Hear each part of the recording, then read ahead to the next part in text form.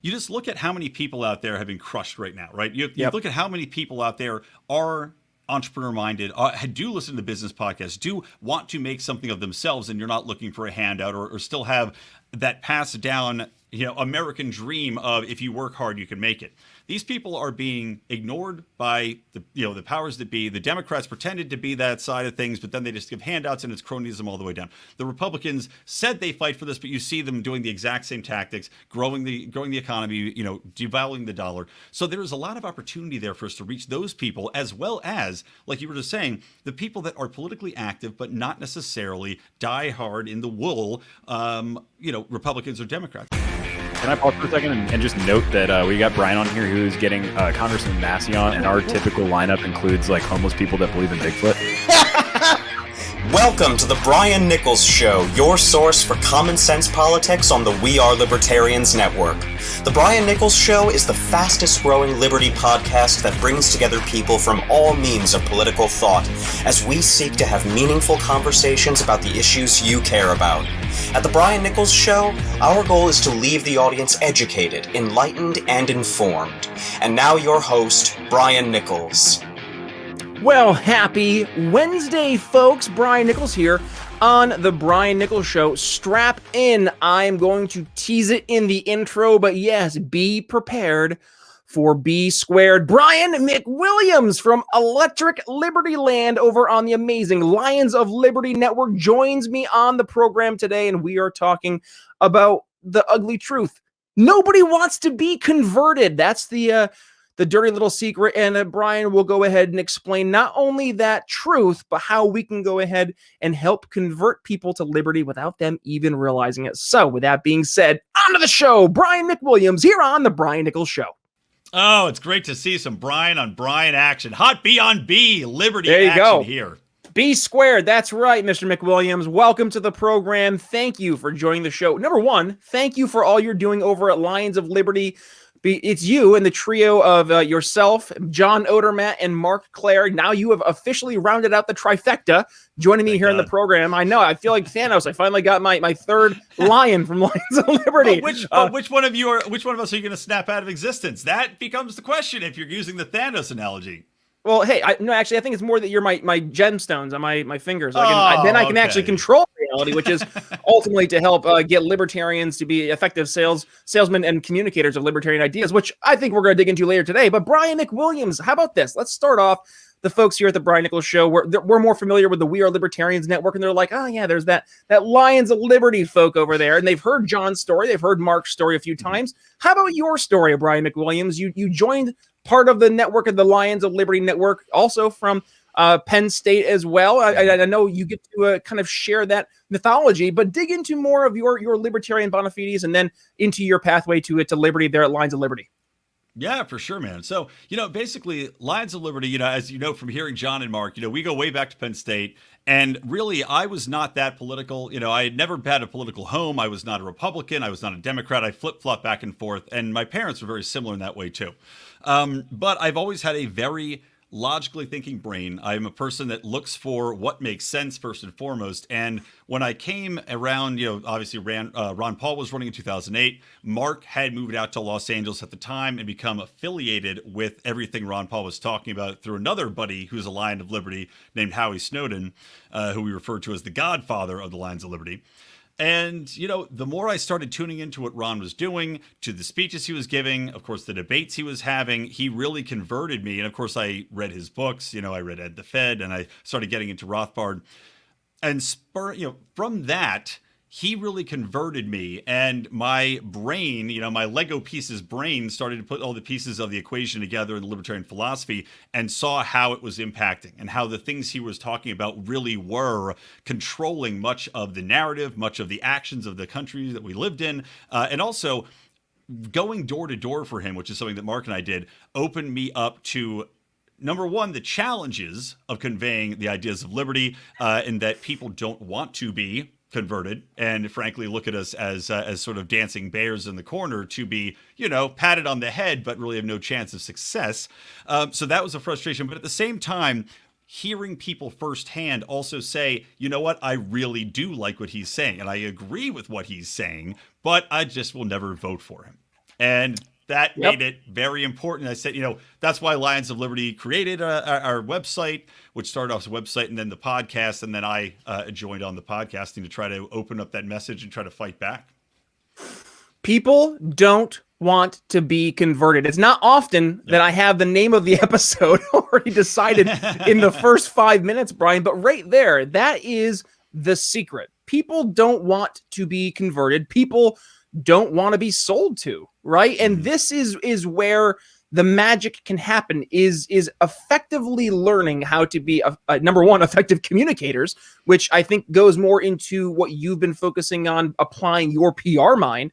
And then how can we sell these ideas, creating value, but also how can we market these ideas, finding the right people with the right message. And with those right people, what is it that's moving them? Not just to say this is interesting, I agree, but also to take that action item, to make that definitive move towards whatever the decision is going to be, whether it's voting for a candidate, becoming a member of the Libertarian Party, becoming a dues-paying member or donor of a particular candidate, whatever it may be, whatever that metric we're going to start looking at, that's really the thing we have to start looking at. But don't go through the mentality of I'm going to try and convert people. That's just going to turn them off. Well, exactly. And, they've done research into this, it's called rebound theory, essentially. And this is in sales and marketing. This is in virtually, and also not just sales and marketing, but also in regards to the way people look at the world, right? Because you have topics like climate change. You have topics like even down to basic human rights and the way, atrocities are viewed.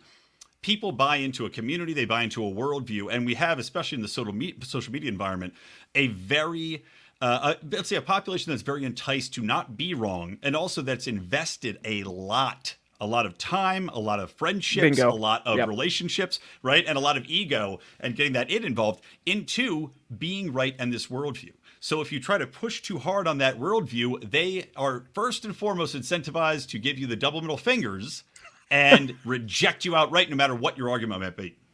Yeah. Well, and who can blame them, honestly, because instead of trying to enter into a conversation that they're already having, the things that they are looking around, seeing, feeling, touching, smelling, identifying in their real everyday lives as problems that they see throughout, that they're looking for answers for, that's where we can find the most success. And Brian, you mentioned this beforehand. How can we focus on conveying a libertarian message, right? And I have been focusing through using the ideas of building value. And I strongly believe that goes hand in hand with storytelling. And I know that's something that you've been focusing on as well. And I mean, heck, I had Matt Kibbe on the show, Matt from Free the People.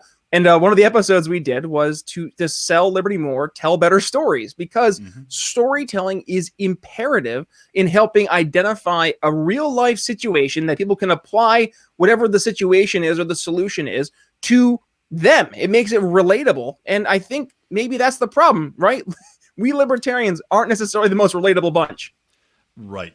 We are definitely unlikable. I gave a speech at the LA Liberty Convention a couple years ago called Make Liberty Likeable Again. And at some point I said to the people, look to your left, look to your right. Kind of like that old college joke in movies, where the stuffy professor goes, look around you, 9 out of 10 of you will fail this course. I said, look to your left, look to your right. Nobody likes any of you. You're infinitely hated. Nobody likes any of you. Even among libertarians, we don't like each other most of the time. So, yeah, we are an unlikable bunch. True. I mean, it is. Just look at the fighting between the caucuses right now. It's madness. But, relatability. And, you mentioned something, but we'll circle back to the concept of conveying, storytelling and emotion. And also, I want to get into a little bit, if we have time, to talk about getting a little bit more of a like a religious fervor going, or that inspirational fervor that the Libertarian Party lacks in a lot of ways. But before that, you had mentioned conveying. Oh, I lost my train of thought. God damn it. See, I went off on a tangent. And that's okay. We'll circle back to it. How about this? We'll circle back to it as you're thinking through, trying to remember what it was. But let's go actually to the inspirational. Something you said. That's the problem. My ego. I'm so egotistical. I remember what I said and not what you said. No, you keep, don't worry. Keep talking. I'll think of it momentarily. Well, don't worry. How about this? Let's go back to that inspirational fervor. Right. And okay. I don't mean to pick on people, but I got into this little back and forth on social media with our good friend Archie.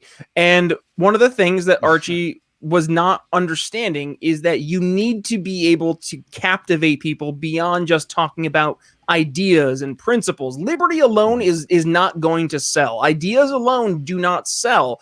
You have to be able to get a communicator, a lightning rod, to be able to get people to say, ooh, I want to learn more. Tell me more about that. And that requires us to have somebody who is an inspirational figure. It is completely just bonkers to pretend that Ron Paul was not one of, if not the most like pivotal figures in the entirety of the libertarian moment and movement from its entirety. I mean, that's just like fundamental reality, I think. And if to pretend otherwise, I think is being willfully ignorant and naive.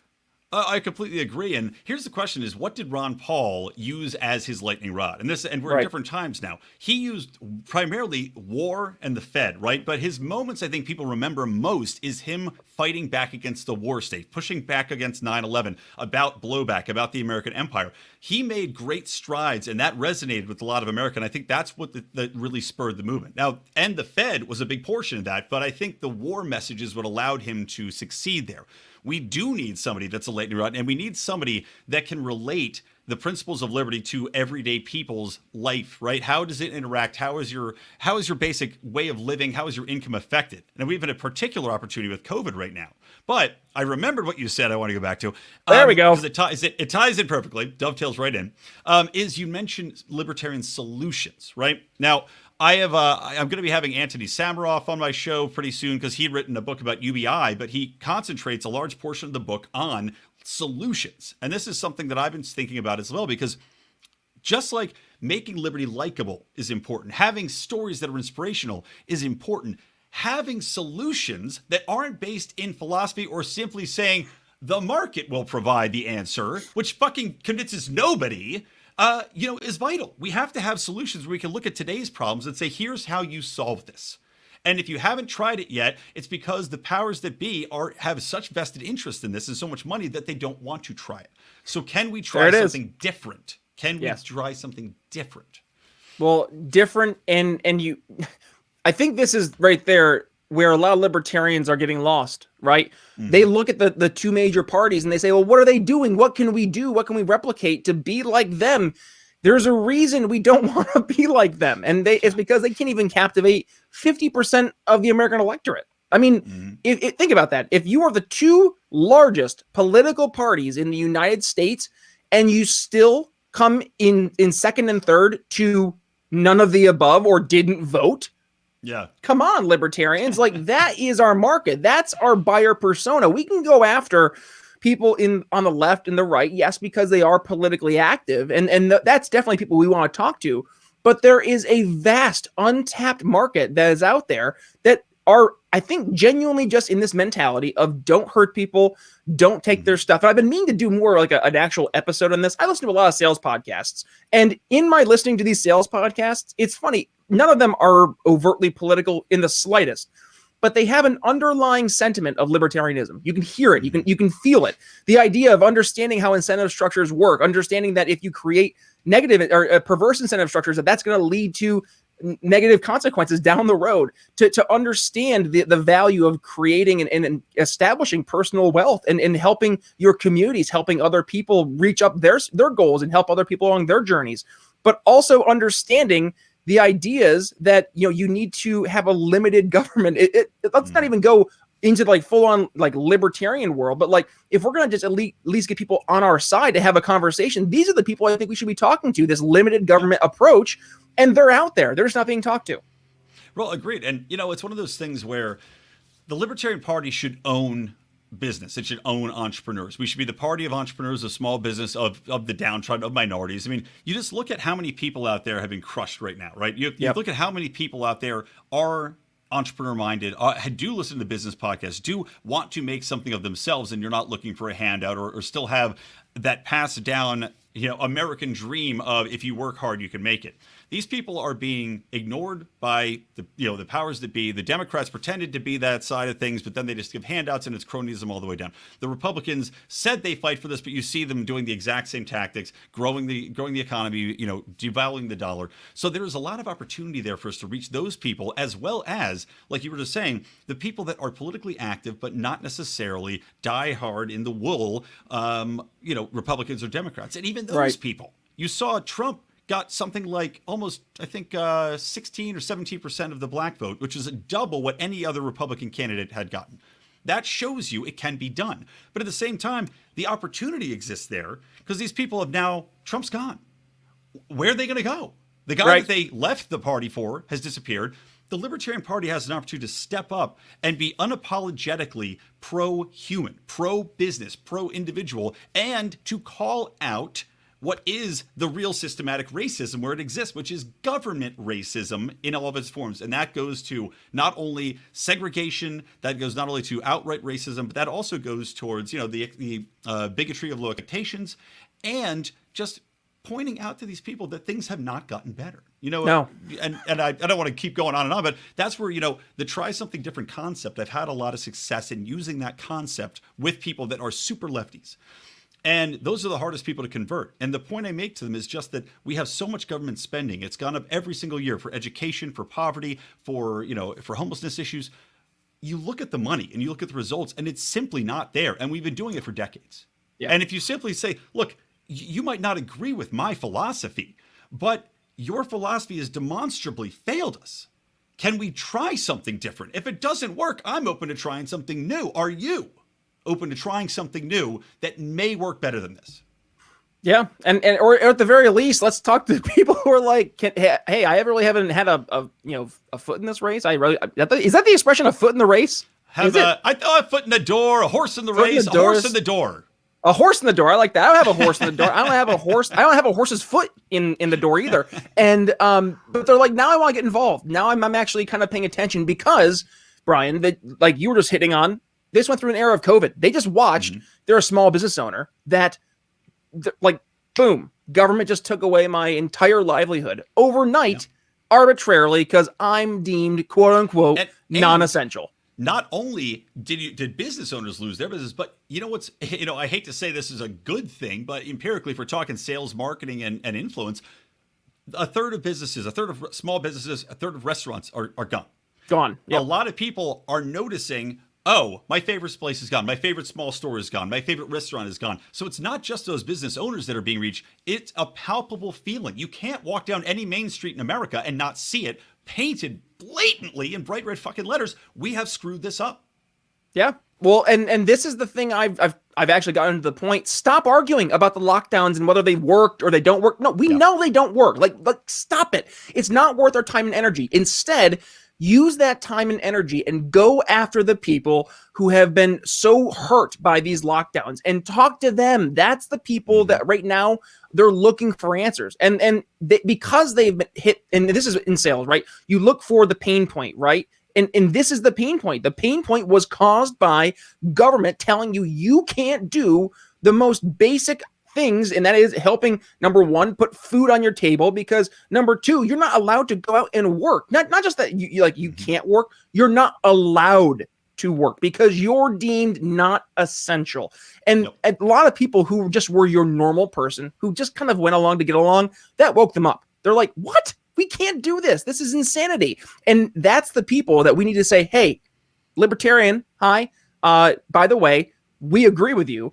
Here's the solutions that we've been screaming from the rooftops for 40 years. We have local candidates who are winning their elections, and they're actually able to get these ideas into action. By the way, these policies are helping address the very concerns that you're seeing right now and you're concerned about. Give us a shot, right? And that's a better sales pitch than saying, well, Rothbard said, or Hayek said. Right. They don't know who Rothbard or Hayek is, and nor should they, or do they care? And will they care? No, Brian, they won't. No, they won't. Exactly. Well, it's like, you could go back in history and say, all these things can be different. We can argue until our faces are blue and our lungs are out of air about how, the roads should never have been built by the governments. But it doesn't do us any good to argue these things because they're so conceptually out of the minds of the general population without them doing deep reading, which they're not going to do, that, yeah, you said it's not worth the time. So we have to find concepts that can start that ball rolling, get the little snowball rolling down the mountain. And that's where, we're talking about the COVID and these businesses shut down. There's also an opportunity when we're talking about inspirational stories. We know as libertarians, where can we look to bring together a group of people? And it doesn't take that much, but where can we look to have maybe, a nonprofit foundation come into play, or donate money to get somebody back on their feet, or do a GoFundMe, but have the libertarian movement really brand and run with these things? I mean, this was a concept for the Lions of Liberty I was thinking about doing, but it just, who's got the time right now? But I wanted to start an organization literally that would have worked with small business owners, work with people that want to start business, to educate them in economics, help them with taxes, help them with marketing, help them with branding, and basically make converts that are going to be inspirational stories in their neighborhoods. Now, in this era, you have people going out of business, but what are the ones that are struggling but not gone yet? What can we do to help them? How can we make an inspirational story that ties into libertarianism? How can we, and local elections are great. That's without a doubt something else. But when we talk about an emotional hook, we need those stories. And I'll give the LA Mises Caucus credit. They did some documentaries here working with small businesses, and we went and had a meetup at a restaurant to support them, 40 people in there. That type of thing can earn you converts that are they're in the community. They tell the story, and that's how you grow these things organically. Whereas just yelling at people about philosophy and saying, we were right, that didn't work, it's not going to work. You need an emotional hook. You need to have people converted to the point where they're open to what we're saying. And right now they're not. Well, Brian McWilliams from Electric Libertyland, let's pretend that I'm going to give you a magic wand, and Electric Libertyland becomes, how about Libertarian Land? Because now you are the Grand Poobah of the Libertarian Party, and as a Grand Poobah, you can make Electric Libertyland whatever you want. So what would be maybe the one or two action items as the head of Electric Libertyland, let's say, that you would take, and let's make this more relatable for the average person listening to the show, the Libertarian Party, let's say. What would you say would be one or two action items you could take right now to be better communicators of liberty and tell better stories? I think without a doubt that one of the things the Libertarian Party could do, should do, as I said, I really do believe that there should be a nonprofit charitable organization of the Libertarian Party that can make outreach, have people volunteers. We have an incredible intellectual base out there, very smart people. That can be aimed and targeted to become a public relations weapon to spread our stories. So I think that's one thing we definitely should do.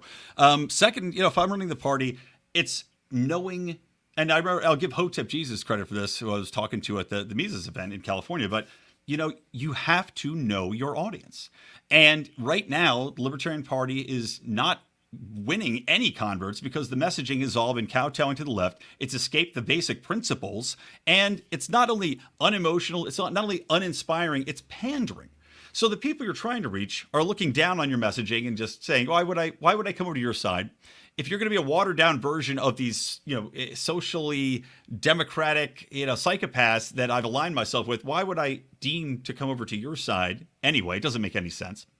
And instead get back to principles of, we will tell the truth. We will stick to these. We will not back down. We will be unapologetically in your face. And that's the other thing too, is, Donald Trump, whether you liked him or hate him, people respected him because he was absolutely out there. He was strong-willed. He said, it might not have been true, might not always been right, but he said things very powerfully and very straightforward. And he led people to believe in him because, this harkens back to what I was saying earlier. He had a religious, almost like the pastor preaching from the pulpit. That's what we need to have, is a religious type of fervor in our messaging that can lead people to be inspired, to say, here's how you get from here to here, and here's how we're going to do it. Here's how we're going to take you there and help your life get better. If we can achieve that, if we can convey that messaging of your life will improve in these three ways by these three actions, you will start seeing that needle move quite quickly in our direction. 3 shows a week over on Lions of Liberty, one of them Electric Libertyland. Brian McWilliams, what are folks going to expect when they head over to Lions and give you guys a subscribe? And particularly, go ahead and check out your awesome show, Electric Libertyland. Well, you will get, we have our 3 shows a week. So Mark heads up the flagship show, the longest running show on the network. Those are primarily interviews with people in the movement. My show, if you come on over and party with me, is going to be funny. I cursed twice on this show, and I was trying to keep it down. It's a lot of cursing. I'm not going to lie to you. I try to rein in the cursing, but it's a lot of cursing. It's some strategy. Like I said, my public relations brain. It's a lot of current event stuff, but it is funny. I try to keep it pretty lighthearted while I'm yelling and breaking it down. So you get the breakdowns from me, and then John has a show Thursday now, which used to be called Felony Friday. Felony Friday. Got it. I could break the name now. And now it's called Finding Freedom. So he's expanded the view of that so that it brings in more people about business and everything else. So that's what you can expect from us. And please do check out our Patreon because that's got extra content. I do a show called Good Morning Fuckhead Daily, which is about a 5 to 10 minute rant on one topic where I just go off. It's a lot of fun. And we have a lot of other stuff going on there, like Do Nothing Man, my libertarian superhero, and lots of good stuff. So Do Nothing Man. Yeah. And also, I will say one of my favorite reoccurring segments you guys do is the Liberty Draft. We need to bring it back. It's been like months since we did it. Literally months. I eagerly anticipate it. Popping into my queue, I'll be like, "Ooh, another one. This is fun." And then we'll get like Dark Tom Woods always in like round 7 somewhere in there. It's always a good blast. But Brian McWilliams, thank you for all the work you've been doing and all the work you're continuing to do, helping spread the message of liberty by reaching people where they're at and helping us understand that no, people don't want to be converted. And honestly, we don't have to go out and convert people. If we're going out and solving their problems with solutions to begin with, I think they're going to be converted from the beginning. Brian Nichols, Lions of Liberty. The show is Electric Libertyland. Thanks for joining the Brian Nichols Show. Thank you for having me. Alrighty, folks, that's going to wrap up my conversation with Brian McWilliams over on Electric Libertyland. If you enjoyed the episode today, well, number one, do me a favor, please go ahead and share it and make sure you tag me at bnicholsliberty, Twitter, Facebook, and minds.com. But also, please go ahead and support Brian, Electric Libertyland, and the rest of the Lions, John and Mark, over at Lions of Liberty. They are doing amazing work, and I cannot tell you how much I support them. They are, not only fellow podcasters, but I would say at this point, near and dear friends. So to those 3 gents, thank you for all the hard work. And folks, please go ahead and support the awesome crew there over at Lions of Liberty. If you enjoy the episode, like I said, of course, please go ahead and share, but also head over to briannicholsshow.com. Up there at the top of the screen, you will see our reviews tab. Go ahead, give us a quick 5-star rating and review. Tell folks why you enjoyed the episode. What did you get out of the program today?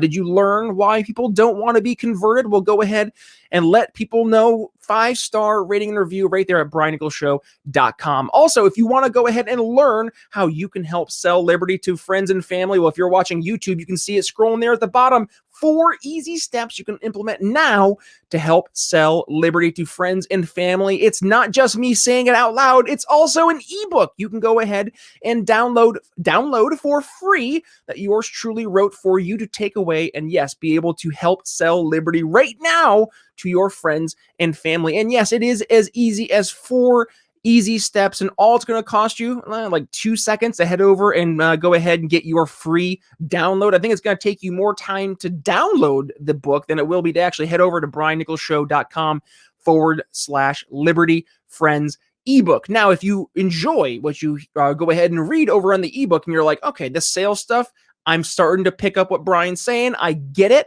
Well, you can go ahead and learn all things sales and more over on our Patreon, The Brian Nichols Show Patreon. Yes, it's patreon.com/The Brian Nichols Show. And to my entry-level sales reps and my account executives over at The Brian Nichols Show, $5 and $10 a month. They're learning sales tricks, tips, in our quarterly meetings we're going to be going ahead and having here in the very near future. But also, they're getting these awesome Don't Hurt People, Don't Take People's Stuff bumper sticker, definitely inspiring some conversations, piquing some interest, to say the least. And speaking of piquing interest, you can continue piquing interest because now you're going to have more accessibility to swag than ever before. The Brian Nichols Show is teaming up with Proud Libertarian to go ahead and get you an entire store worth of swag, from awesome cool mask bro, bumper stickers, t-shirts, to question everything, make conspiracy theories conspiracies again, and of course the don't hurt people,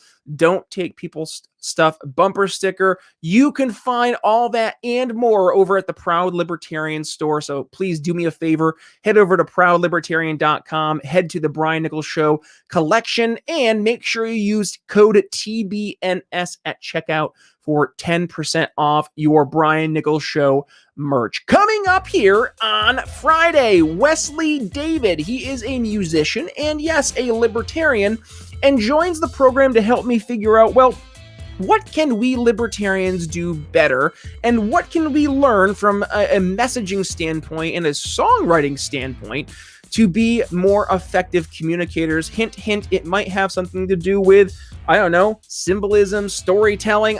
I guess you'll have to go ahead and check out our episode airing there on Friday morning for you longtime traditional audio listener, and for you video listener, Thursday night, 8 p.m. Eastern time. You can catch my conversation with Wes David live. So with that being said, folks, it's been an honor. Brian Nichols signing off here on the Brian Nichols Show for Brian McWilliams. We'll see you Friday. Thanks for listening to The Brian Nichols Show. Find more episodes at briannicholsshow.com.